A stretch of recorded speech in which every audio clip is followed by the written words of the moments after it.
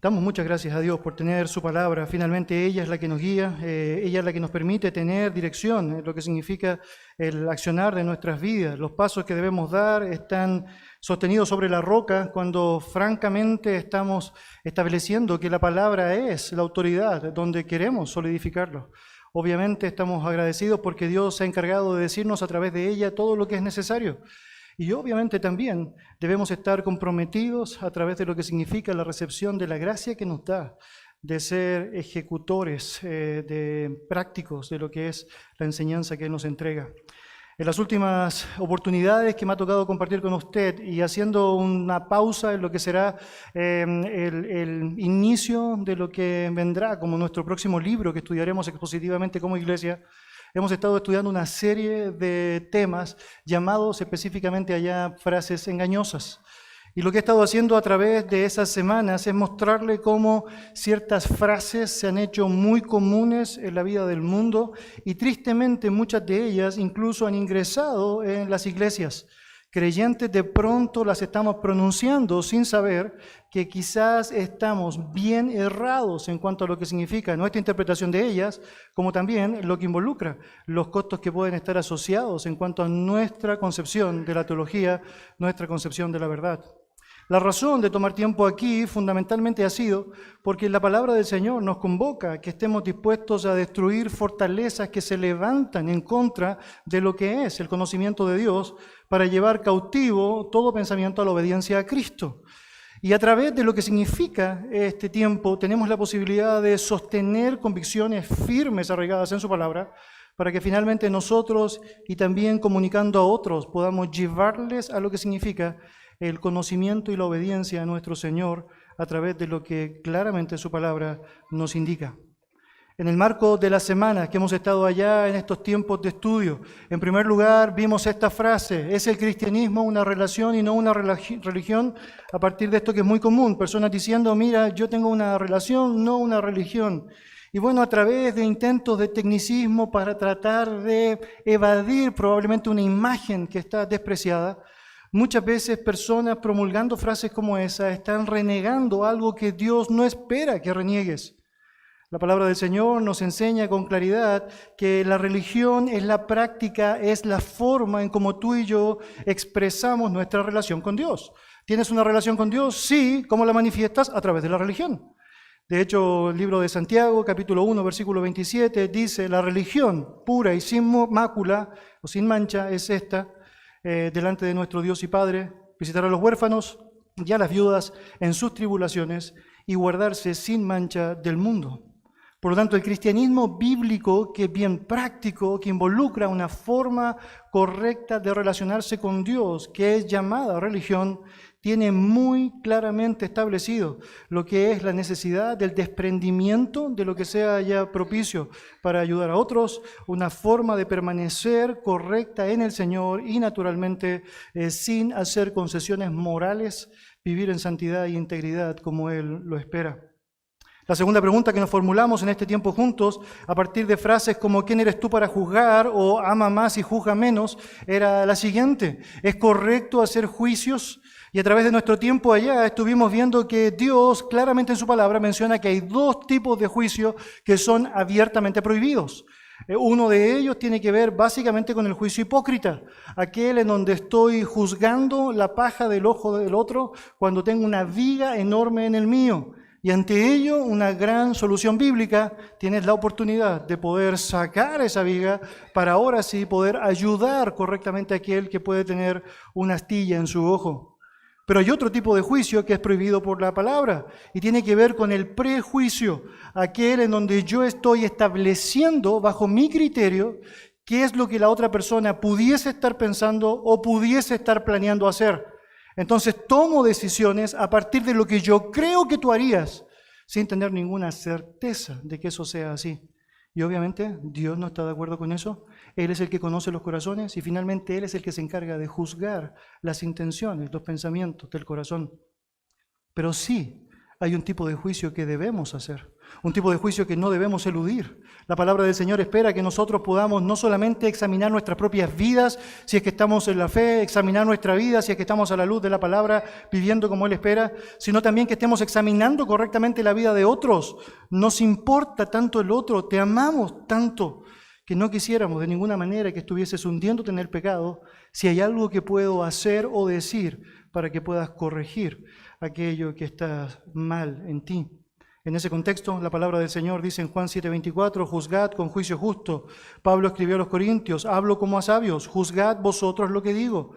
Y claramente, 1 Tesalonicenses 5:21 señala, examinadlo todo, retened lo bueno. La tercera frase que vimos en nuestro tiempo juntos tenía que ver específicamente con esa gran atribución o énfasis que se le da al corazón. Muchas personas ocupan esta frase, no, sigue tu corazón, necesitas allá dejarte llevar por lo que consideras que es mejor. Y la pregunta es esta, ¿no? ¿Debo o no debo seguir mi corazón? Y bueno, varias cosas que pudimos mencionar allá. No tenemos ni siquiera nosotros la capacidad de conocer correctamente de qué hablamos cuando nos referimos al corazón. De hecho, necesitamos asumir que probablemente muchos de nosotros pudiésemos pensar que el corazón es la fuente de los sentimientos, cuando realmente la palabra del Señor nos dice que es el centro del control de la vida. Allá en el corazón no solamente están las emociones, sino que también están los pensamientos, las intenciones. Es del corazón, finalmente, de donde salen todos aquellos pecados que sabemos, la palabra del Señor muestra con claridad. Por lo tanto, debemos tener mucho cuidado de impulsarnos a seguir algo que no conocemos. Pero también, por otro lado, la palabra del Señor nos da suficiente información sobre el corazón para hacernos pensar en el peligro de seguirlo. La Biblia enseña en el libro de Jeremías que el corazón es engañoso y perverso.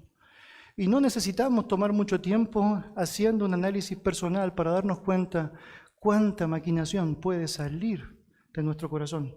Cuántos pensamientos inicuos de pronto se levantan de nuestro propio corazón. Por lo tanto, no hacemos bien al seguir el corazón, pero hacemos muy bien al seguir a Cristo, al seguir su palabra, al seguir la verdad que Él ha establecido a través de los tiempos y que ha permanecido y permanecerá para siempre como una verdad objetiva, una norma absoluta en donde tú y yo podemos confiar de que lo que decimos, de que lo que pensamos, de lo que hacemos tiene una base sólida donde aferrarse. Nos ayuda a saber no solamente que el corazón es engañoso, sino que tal como dijimos allá, el corazón no fue creado para ser seguido, sino que fue creado por Dios para ser guiado. Y a través de la palabra, el Señor te ayuda a ti, me ayuda a mí, a guiar nuestro corazón hacia su verdad. En esta ocasión, yo quisiera abordar con ustedes una frase que refleja algo muy similar a la idea de seguir el corazón, pero que diría se convierte en algo un poco más peligroso porque tiene ciertos tintes religiosos. Hay ciertas palabras que son usadas allá que suenan un poco más espirituales y que de pronto, bajo la misma idea del error de caer en el corazón, pudiésemos estar cayendo en pensar que esto es correcto, de que esto es aceptable, de que esto sería una buena idea. La pregunta que queremos responder es básicamente esta: ¿debo escoger conforme a la paz que siento? Y de pronto, en algunas ocasiones, usted va a escuchar a algunas personas que dirán aquello, ¿no? Es decir, acabo de tomar una decisión y vas a preguntarle, bueno, ¿y cómo llegaste a esa conclusión? Y la respuesta será, una paz enorme me ayudó para decidirlo. De hecho, podrían agregar automáticamente aquella frase, ¿no? Estoy seguro que estoy haciendo la voluntad de Dios porque siento una paz maravillosa. Por otro lado, podríamos decir en términos negativos, muchas personas se abstraen de ciertas decisiones fundamentalmente porque responden a frases como estas, diciendo, bueno, no siento paz, no me da paz, no siento lo que pienso que debería sentir para avanzar en aquello. ¿Qué tan bíblico es eso? ¿Qué tanta base escritural tiene aquel pensamiento? ¿En qué momento la paz asume un rol gravitante en lo que significan las determinaciones que tú y yo debemos tomar? ¿Cuánto valor debe tener la paz para que nosotros estemos disponibles para dejar que ella sea la que toma la preponderancia en lo que significan nuestras decisiones? Y espero que Dios nos permita a través de este tiempo juntos el poder ver a través de la verdad bíblica qué es lo que el Señor nos enseña en relación a la paz y las decisiones. Acompáñenme en oración. Señor y Dios, te damos tantas gracias por darnos la oportunidad de estar juntos y de poder impulsarnos, Señor, a través de la ayuda del Espíritu Santo, Padre, que nos guía a tu verdad, al entendimiento, Señor, de ella.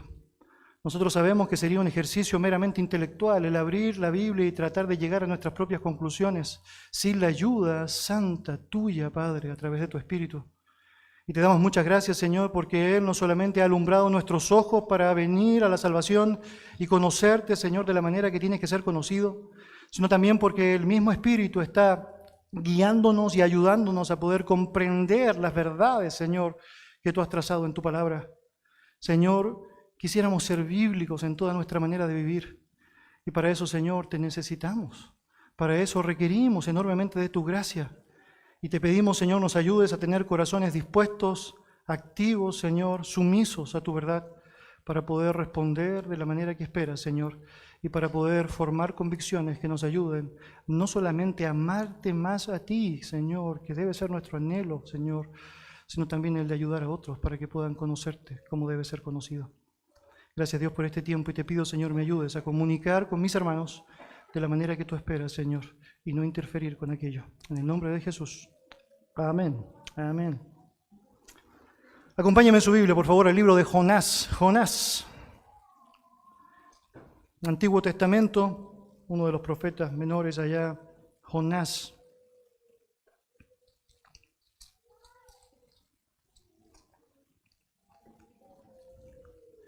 De los profetas menores, probablemente de quien más se sabe, de lo que tuvo que ver con su ministerio y lo que tuvo que ver con su vida.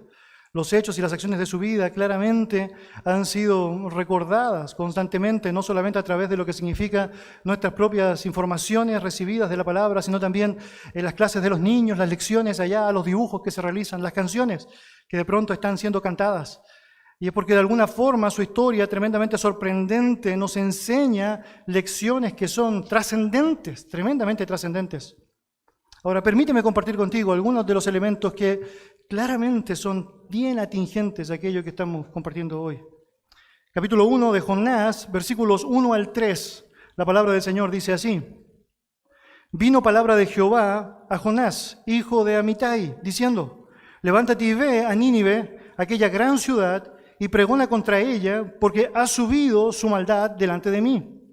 Y Jonás se levantó para huir de la presencia de Jehová a Tarsis, y descendió a Jope, y halló una nave que partía para Tarsis, y pagando su pasaje, entró en ella para irse con ellos a Tarsis, lejos de la presencia de Jehová. Y seguro conoces la historia.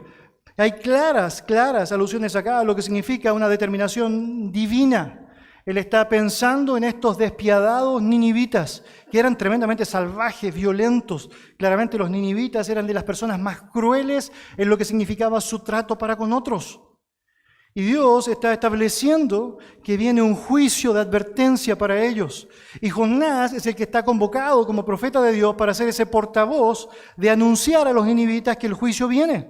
El propósito, obviamente, es dar una oportunidad para que ellos, avisorando este juicio que Dios iba a poner sobre ellos, se arrepintiesen. Ahora, lo que tú miras como respuesta de Jonás es algo sorprendente. Es porque por más, obvio que es el hecho de que Dios está dando una orden, y si tú quieres saber cuál es la voluntad de Dios, según este pasaje, es claro saberlo, ¿no? Él quería que él fuese a Nínive y que anunciase a los ninivitas que Dios se iba a levantar en juicio contra ellos. Es claro eso, no hay dobles interpretaciones, no hay dobles lecturas, es evidente que Dios está expresando su voluntad. Pero claramente Jonás no estaba dispuesto a eso, Jonás no estaba dispuesto a aceptar aquello. De hecho, lo mínimo que podrías asumir a través de lo que vemos hasta ahora es claramente haya una poca disposición, una falta de paz en hacer lo que es bueno. De hecho, todo lo que vemos en sus expresiones son obviamente evidencias de que Él quiere hacer su voluntad. Hay intranquilidad, intentos de huir de la presencia de Dios, hay un uso innecesario de recursos en la compra de pasajes. Obviamente hay una negación de la verdad. ¿Cómo piensas que te puedes escapar de Jehová? Es algo absurdo. El punto acá es que Jonás francamente no tiene paz o una predisposición de paz para hacer lo que es correcto. Este es el punto, ¿no? Es decir, no quiere hacer lo que Dios ha demandado hacer. Pero nota, tiene tremenda, y gran, marcada paz para hacer lo que Él quiere hacer. Si tú avanzas, por favor, mira lo que sigue diciendo el texto, versículo 4 en adelante. Pero Jehová hizo levantar un gran viento en el mar, Y hubo en el mar una tempestad tan grande que se pensó que se partiría la nave. Y los marineros tuvieron miedo y cada uno clamaba a su Dios. Y echaron al mar los enseres que había en la nave para descargarla de ellos. Pero Jonás había bajado al interior de la nave y se había echado a dormir. Y el patrón de la nave se le acercó y le dijo: ¿qué tienes, dormilón? Levántate y clama a tu Dios. Quizás Él tendrá compasión de nosotros y no pereceremos. Bueno, trata de imaginar esta escena. Hay una tempestad tan gigante, pero tan gigante, que obviamente aquellos marineros que tienen costumbre de la marina y saben lo que pasa, están convencidos de que es muy, pero muy factible el hecho de que el barco pueda ser partido por la mitad, pueda ser destruido. Obviamente están tan desesperados con todo lo que está pasando que toman iniciativas en cuanto a lo que involucra el hecho de sacar los enseres, botar los enseres. Empiezan a clamar cada uno a su Dios, están francamente desesperados. ¿Y qué pasa con Jonás? Según la Biblia, está durmiendo. Es que no hay tempestad para él. Es que él no está en el movimiento que los demás están enfrentando. Lo mínimo que podríamos decir es que él está con un gran sentimiento de tranquilidad. Lo mínimo que podríamos decir es que él está calmado de la situación en la que se encuentra.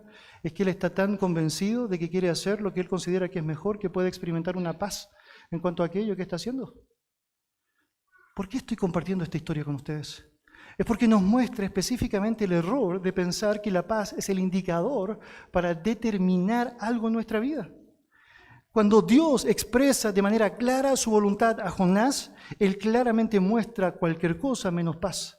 Pero cuando se trata de hacer lo que Él quiere hacer en contra de Dios, todo pareciera que lo que está enfrentando allá es una profunda paz, una profunda calma, una profunda quietud. Obviamente, la decisión que estaba tomando era la incorrecta y los costos, naturalmente, iban a ser altos para él. Y ya conoce la historia del pez y todo lo que está involucrado allá. Los mandatos explícitos de la Escritura siempre, pero siempre, mis queridos, deben ser obedecidos. Lo ideal es que el corazón esté en paz con ello, con el cumplimiento de lo que eso significa. Pero aún si no lo estuviese, la decisión de obedecer debe mantenerse inalterable. En nuestra vida, en muchas ocasiones, vamos a experimentar tiempos en donde no tendremos paz. No vamos a sentir esa calma que quisiéramos sentir. Pero cuando se trata de hacer lo que Dios dice que debo hacer, a pesar de cómo me siento, yo debo estar dispuesto a hacerlo. Eso es francamente de lo que se trata la vida cristiana. De eso se trata, francamente, el hecho de hacer lo que Dios espera. Hablemos un poquito de la naturaleza bíblica de la paz y qué es lo que el Señor nos enseña al respecto. Cuando tú miras su palabra, te das cuenta, por ejemplo, que en Romanos capítulo 5, versículo 1, la palabra de Dios dice así: justificado pues por la fe, tenemos paz para con Dios por medio de nuestro Señor Jesucristo. La Biblia enseña que el creyente, como consecuencia de su conversión, como consecuencia de su salvación, de su relación personal con Dios, enfrenta ahora una paz para con Dios, dice el texto específicamente. Esta es una paz objetiva, no es subjetiva, es concreta, no es abstracta. Es una paz práctica, concreta. No es una paz que usted podría analizar como un sentimiento pasajero, como muchas veces nosotros interpretamos la paz. Esta es una paz que es consistente en Dios mismo. Es porque Dios mismo se ha encargado de hacer lo suficiente para que tú y yo podamos ahora estar bien con Él. Es porque nosotros que contribuimos en todo lo que involucra el pecado con nuestra salvación, lo único que hicimos fue hacer todo lo posible para alejarnos de Dios. Y Él se encargó de hacer lo necesario a través de enviar a Jesucristo, a través de lo que significó la muerte de Jesucristo, para que realmente nosotros pudiésemos creer en Él y ahora tener comunión con Él, paz con Él. El punto es que cuando llegamos a esta ocasión en donde nos damos cuenta de tener esa paz, nos damos cuenta que no solamente Dios se encargó de generar lo necesario para aquello, sino que además, como es una paz objetiva, es algo que permanece y que se mantiene inalterable en la realidad de cada creyente. Tienes el privilegio de saber que ya no eres un enemigo de Dios, que ya no estás en enemistad abierta hacia Él. Tu odiosidad ya no es algo que es percibido por Dios de esa manera, por los méritos de Jesucristo. Eres parte de su familia, eres un hijo de Dios, eres coheredero con Cristo y ahora tienes el gran privilegio de enfrentar lo que significa estar a cuentas con Él. Ahora entonces tienes una paz objetiva que puede ser gozada por ti como creyente por medio de una tranquilidad interna del alma que también te permite entonces moverte correctamente en cada situación y contexto de la vida. ¿Qué quiero decir con eso? Es que en términos prácticos, cuando pensamos en la paz que el Señor ha dado y que es algo objetivo y concreto, tienes la posibilidad de que ésta se manifieste a través de una quietud, una calma, a través de lo que significa el hecho de poder descansar, a través de una tranquilidad interna del alma, porque confías en la sabiduría infinita, inalterable, abundante, el poder gigante de Dios para permitirnos disfrutar de aquella realidad de paz, aún en medio de las situaciones más pero más adversas. Por lo tanto, el secreto del creyente no es tanto cómo sale de las adversidades, sino cómo puede disfrutar de esa misma paz que Dios se encargó de dar, que está ahí, que es concreta, que es activa y que puede disfrutarla en Él. Isaías escribió acerca de esa paz sobrenatural allá en el capítulo 26 de su libro. Él dijo, tú guardarás en completa paz a aquel cuyo pensamiento en ti persevera, porque en ti ha confiado. Pablo oró por los romanos para que Dios, o el Dios de esperanza, en el capítulo 15, versículo 13, los llene de todo gozo y paz en el creer. En la oración por Israel, como sumo sacerdote, Aarón dijo lo siguiente allá en el Salmo 29:11, en Números 6:26, Jehová alce sobre ti su rostro y ponga en ti paz. En el Salmo 29, versículo 11, David escribió, Jehová bendecirá a su pueblo con paz. Poco antes de su muerte, el propio Señor Jesucristo dijo, la paz os dejo, mi paz os doy, yo no la doy como el mundo la da, no se turbe vuestro corazón, ni tenga miedo. Por lo tanto, tenemos allá una lista enorme de textos que nos hablan de la paz y de esta gran dádiva de Dios otorgada a los suyos para que no solamente puedan disfrutarla en términos salvíficos, sino para que puedan percibirla constantemente, sea lo que sea el movimiento que tengas que enfrentar. Por cierto, la paz no es para todos.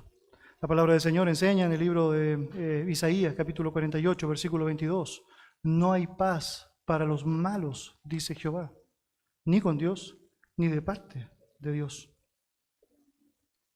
Pablo dice en Filipenses lo siguiente, por nada estéis afanosos, sino sean conocidas vuestras peticiones delante de Dios en toda oración y ruego, con acción de gracias, y la paz de Dios que sobrepasa todo entendimiento, guardará vuestros corazones y vuestros pensamientos en Cristo Jesús.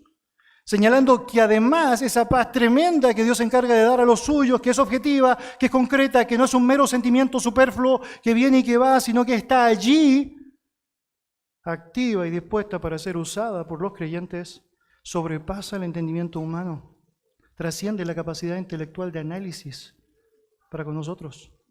Y de pronto pasas por una situación difícil y estás enfrentándola en el Señor. Y alguien se te acerca y te dice, no puedo entender que estés de esa manera. No sé si eres un insensible o confías mucho en tu Dios. Y bueno, espero tu respuesta sea que confías mucho en tu Dios. Es porque esa paz objetiva y concreta que te ha dado te permite ser, sí, obviamente, un receptor activo de esa paz, un vividor de esa paz. Esa paz que sobrepasa todo entendimiento es superior a los planes, los estratagemas, las soluciones humanas, porque su fuente, francamente, es Dios, cuyos juicios son insondables, según la enseñanza de Romanos capítulo 11, inescrutables son sus caminos. Se experimenta como una calma trascendente que eleva al creyente por encima de la prueba más debilitante, puesto que claramente es una obra sobrenatural. Repele toda comprensión humana, no puedes explicarla, por más que intentes explicarla con detalles, difícilmente podrás hacerlo. El verdadero reto de la vida cristiana entonces no es eliminar cada circunstancia desagradable de la vida, sino confiar en medio de cada dificultad cómo Dios es poderoso para poder ayudarte en su santidad, en su infinitud, en su grandeza, para poder llevar adelante de buena manera aquel momento que tienes que enfrentar. Quienes honran a Dios confiando en Él experimentan las bendiciones perfectas de su paz. Por lo tanto, la paz es un regalo objetivo que recibimos de parte del Señor en el momento de nuestra salvación y que nos permite vivir correctamente en tranquilidad y confianza frente a cualquier circunstancia que nos encontremos. Ahora bien, cuando hablamos de esa paz que hemos obtenido de Cristo y obviamente de los beneficios de disfrutarnos y nos damos cuenta que somos seres humanos falibles, nos damos cuenta que no tardamos mucho, por más que hemos sido receptores de todo aquello, en cometer errores grandes, entre otros, de pronto tratar de redefinir aquello que Dios ya definió. Nada de lo que acabo de leer y nada de lo que la Biblia nos enseña en su completo nos dice que la paz fue creada por Dios para ayudarte a tomar una decisión. No lo dice. Todo lo que dice Dios es que la paz fue dada por Dios desde el momento de tu salvación para que tú puedas en paz enfrentar cualquier situación que Dios te permite experimentar. No es el catalizador, no es el objeto propicio para que puedas tomar decisiones. Y la razón es porque como aún no eres perfecto, ni soy perfecto, vamos camino para allá, vamos a la gloria. Hay manifestaciones de nuestro pecado que pueden hacer que fácilmente nos engañemos cuando el objeto que va a determinar algo puede ser tan subjetivo como mi interpretación de la paz, como mi interpretación de los sentimientos. La paz es el efecto de nuestra salvación, no el catalizador de nuestras decisiones. Y tal como hemos señalado, independiente de cómo podamos sentirnos, debemos decidir hacer lo que Dios dice porque Dios dice que hay que hacerlo. Y allá está, independiente de cómo te sientas. Yo estaba pensando, cuando pensaba en esto, en las palabras de Cristo a sus discípulos cuando habla del trato que deben tener con sus enemigos. Y seguramente has pasado por allá en algunas ocasiones, Mateo capítulo 5, Mateo capítulo 6, y de pronto dice, bueno, si tu enemigo, si te golpea en una mejilla, ¿qué debes hacer? Por la otra mejilla. Yo no podría pensar que no voy a estar luchando o no vas a estar luchando con pensamientos que estén bien alejados de la paz en momentos como esos. Pero debes hacerlo y la respuesta es sí. Y si te pide la capa, decir, pásasela. Si te dice que camines con él una milla, camina 2. Obviamente no vas a estar con toda la paz como sentimiento que quisieras enfrentar. Pero lo cierto es que debes hacerlo, porque Dios dice que debes hacerlo, independiente de cómo sientes o cómo te sientes. Porque básicamente Dios ha prometido que la paz objetiva y concreta te va a acompañar. Te va a acompañar. Acompáñame a su Biblia, Romanos capítulo 12. Romanos capítulo 12.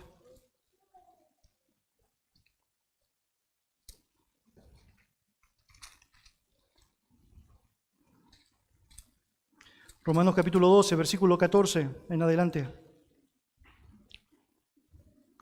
La palabra del Señor dice así, Romanos capítulo 12, versículo 14 en adelante. Bendecid a los que os persiguen, bendecid y no maldigáis. Gozaos con los que se gozan, llorad con los que lloran. Unánimes entre vosotros, no altivos, sino asociándoos con los humildes.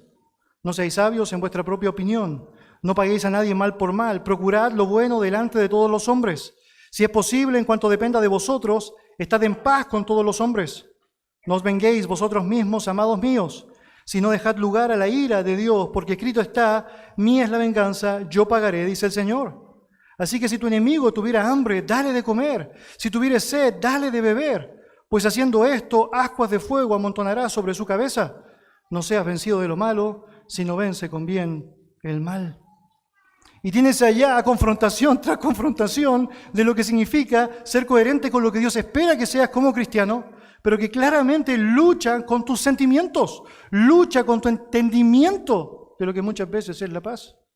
Bendecid a los que os persiguen, bendecid y no maldecir. Luego menciona allá, no seáis sabios en vuestra propia opinión, no paguéis a nadie mal por mal, procurad lo bueno delante de todos. ¿Nota eso? Si es posible, en cuanto dependa de vosotros, estás bien con todos. ¿No te ha pasado eso? Que de pronto tienes una relación tensa con alguien y sabes que tienes que resolverla o tratar de hacer lo posible por resolverla y lo que menos sientes es paz. ¿Debes entonces decir, no lo voy a hacer hasta que sienta paz? Bueno, debería decir que en primer lugar, si tu determinación sobre la paz es un sentimiento superfluo, bueno, obviamente nunca lo vas a hacer, lo estás definiendo mal. Pero en segundo lugar, nunca lo vas a hacer. Porque la vida cristiana consiste en hacer lo que Dios espera que haga, que haga, aunque no siempre estoy lo suficientemente cómodo para hacerlo. En algunas ocasiones he hablado con algunas personas que me han dicho, pastor, es que realmente es una lucha grande el aceptar que yo no quiero hacer lo que Dios dice. Y me siento hipócrita. Es que yo, por ejemplo, no quisiera participar de la congregación o ir los domingos a los servicios, porque ir sin querer hacerlo es como ser un hipócrita. Y yo necesito responder a esa pregunta de la siguiente manera. Un hipócrita, bíblicamente hablando, es aquel que va igual a la congregación y dice que le gusta ir a la congregación cuando sabe que no le gusta. Ese es un hipócrita. Pero alguien que va a la congregación, a pesar de que no quiere ir y no está negando aquella realidad, bueno, podría llamarse cristiano. ¿No le ha pasado a usted que usted quiere mentir? Es que quiere mentir. Es que quiero mentir. De pronto, pero no mientes, no necesariamente porque no quieras hacerlo. No mientes porque sabes que dura cosa es caer en manos de un Dios airado. Es porque sabes que debes temer más a Dios que a tu propio corazón. Es porque sabes que no vas a ganar nada con eso, pero de pronto quieres pecar. La razón por la cual no lo haces es porque francamente tu concepto de Dios está siendo allá más importante. Aunque no siempre sientas todo el gozo de decir la verdad, sientas todo el gozo de no decir palabras ofensivas, es decir, no sientas todo el gozo de lo que significa no responder a otros mal por mal. Miren, nada de lo que acabamos de leer allá en Romanos capítulo 12 está supeditado a tus sentimientos o mis sentimientos de paz. Como cristianos estamos convocados a hacer lo correcto, aunque en algunas ocasiones el sentimiento va a ser incómodo, va a ser complejo. Y dejamos de hacer lo incorrecto aunque sintamos mucha paz, porque francamente eso es lo que muchas veces podríamos pensar. Pero déjeme decirlo así, muchas personas haciendo algo que no es correcto terminan diciendo, bueno, pero es que yo siento mucha paz, porque ya lo hice y ¿qué? Tenía que descargarme, dije todo lo que tenía que decir. Y de pronto tú piensas, no, sí sientes paz, pero no sientes paz porque hiciste lo correcto, es porque descargaste una gran mochila que llevabas encima, pero lo hiciste mal. No agradaste al Señor. No honraste a Dios con eso, no cumpliste su voluntad. La paz no fue creada por Dios para ser lo que determina la decisión que debo tomar. Fue creada específicamente por Dios para que tú y yo podamos disfrutarla de manera objetiva, concreta, sin adulterar las convicciones hacia lo que Él ha mandado hacer en su palabra. Déjenme compartir con ustedes algunos textos bien interesantes de la palabra del Señor. Y decía a todos, si alguno quiere venir en pos de mí, niéguese a sí mismo, tome su cruz cada día y sígame. Lucas 9:23. La palabra del Señor dice en 1 Corintios, capítulo 9, versículos 26 y 27. Así que yo de esta manera corro, no como a la aventura. De esta manera peleo, no como quien golpea al aire, sino que golpeo mi cuerpo y lo pongo en servidumbre. No sea que habiendo sido heraldo para otros, yo mismo venga a ser eliminado. Mire lo que dice Gálatas, capítulo 5, versículos 16 y 17. Digo pues, andad en el Espíritu y no satisfagáis los deseos de la carne, porque el deseo de la carne es contra el Espíritu, y el del Espíritu es contra la carne, y estos se oponen entre sí, para que no hagáis lo que quisierais. Primera de Pedro, capítulo 2, versículo 11, nos agachamos mucho más, dice allá, amado, yo ruego como extranjeros y peregrinos, que os abstengáis de los deseos carnales, nota, que batallan contra el alma.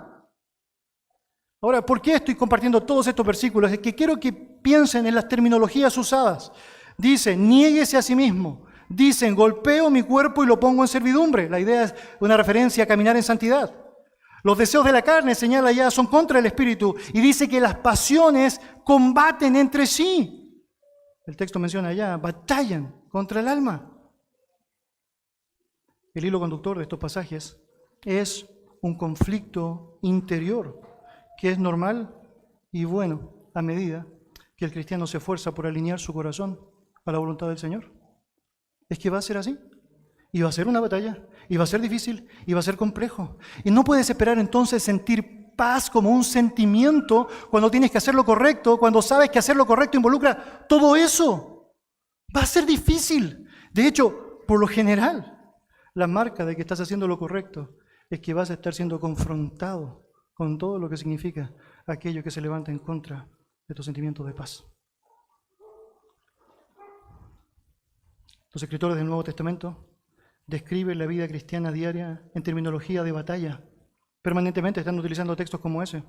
Por lo tanto, tener paz sobre las decisiones en la vida podría ser, obviamente, una mala cosa. Cuando se trata de la toma de decisiones bíblicas, debes estar dispuesto a saber que puede ser como una guerra, puede ser como una batalla. Por lo tanto, no se trata tanto de cuánta paz siento o no siento, sino cómo estoy peleando la batalla. Es decir, cuán difícil se me ha hecho la lucha o cuán compleja es la batalla. Lo que sería parte de la terminología correcta que el Señor esperaría que usásemos. Además, considera esto. Permíteme hablar del ejemplo de Jesús. Él nos da demasiadas evidencias de cómo Él no estuvo dispuesto a seguir las decisiones conforme a la paz. De pronto notas allá, según el relato, al comenzar su ministerio, él acaba de ser bautizado por Juan el Bautista y va a iniciar lo que será la manifestación pública de su poder, pero antes de eso pasa por el desierto. Y la Biblia nos dice que fue tentado muchísimas veces, solo que hay 3 que son especialmente detalladas allá en el relato de los evangelios. Y viene de pronto Satanás y le dice, bueno, di que estas piedras se conviertan en pan. Y de pronto tú ves al Señor Jesucristo haciendo lo que tú y yo deberíamos hacer cuando debemos tomar una decisión como esa, ¿o no? Bueno, va a la Escritura. Y que la Escritura conteste como ella sabe contestar. No vemos al Señor Jesucristo diciendo, mira, déjame ver qué es lo que me da paz. Es que yo podría asegurar que después de 40 días sin comer, el pan es algo tremendamente pacificador. De hecho, un día, ¿no? 40.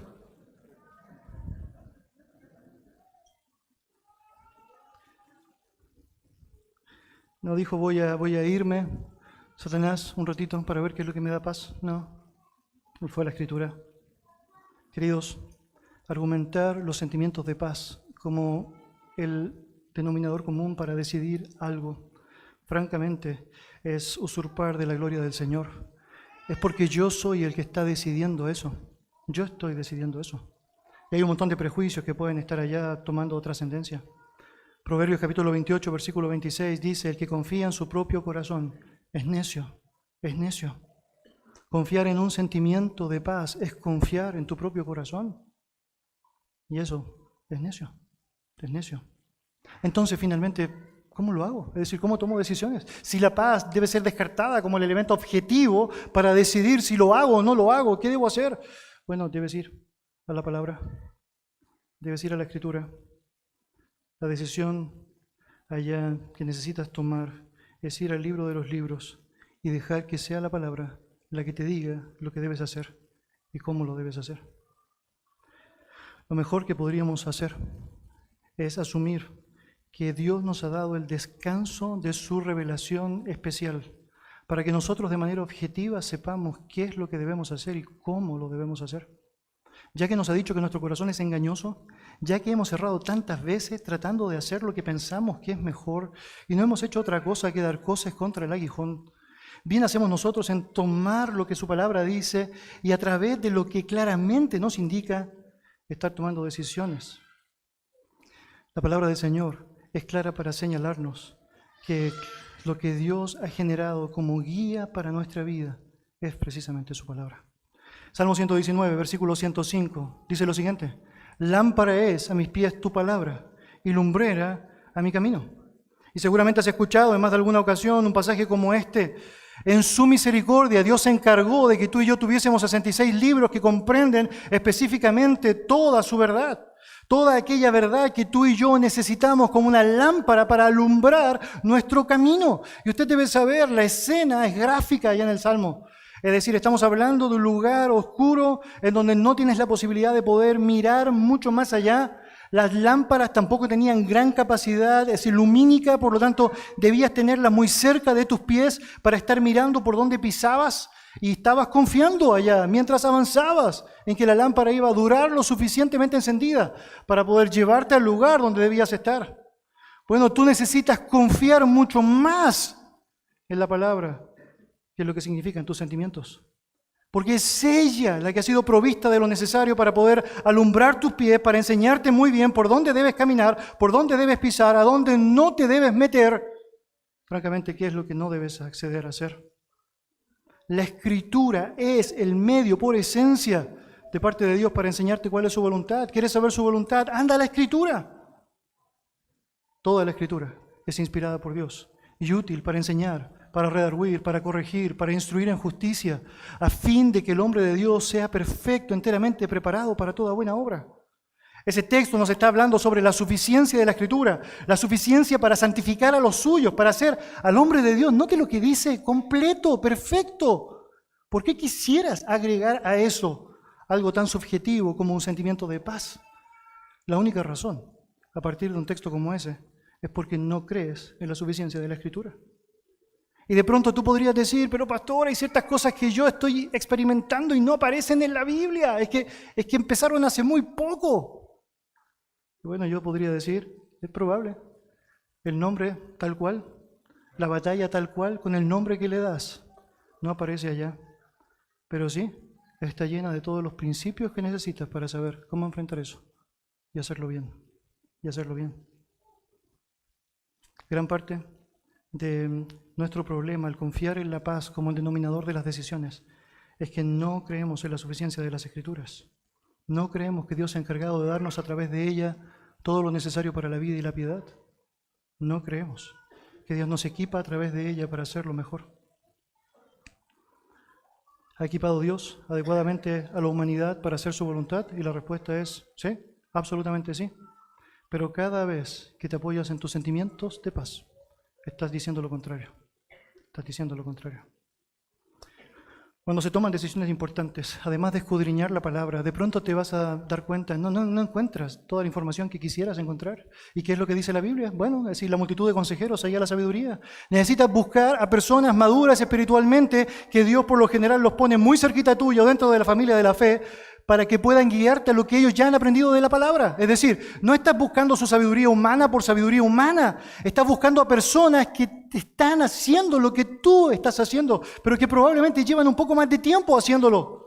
Meditando en la palabra, reflexionando en la palabra, escuchando lo que la palabra dice y francamente haciendo lo que el Señor espera. Y allá, el Señor ha dicho, hay personas alrededor tuyo, en el marco de la comunión de los santos, que han sido dotados por el Señor para en su madurez espiritual poder ayudarte cuando hay una batalla que tú no puedes resolver a través de la Escritura. Cristianos, Iglesia de Cristo, nosotros necesitamos dejar de decir lo siguiente: porque tengo paz sobre X asunto, es la voluntad, y quiero saber si es la voluntad de Dios.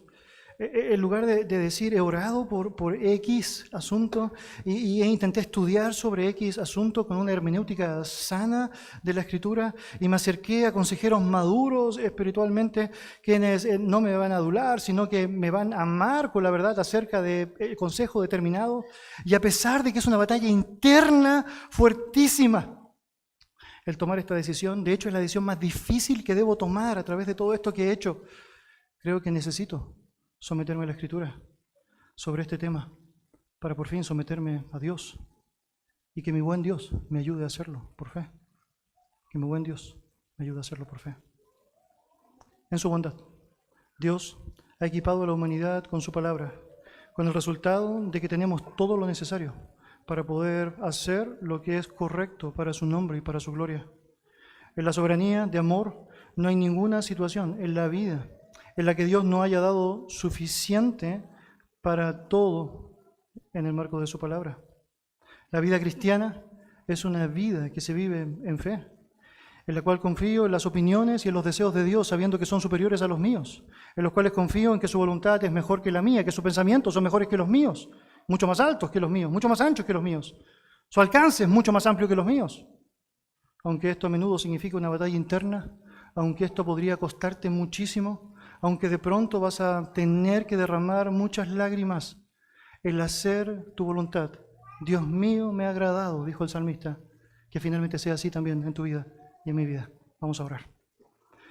Señor y Dios, te damos muchas gracias por darnos la oportunidad de meditar en tu palabra, Padre.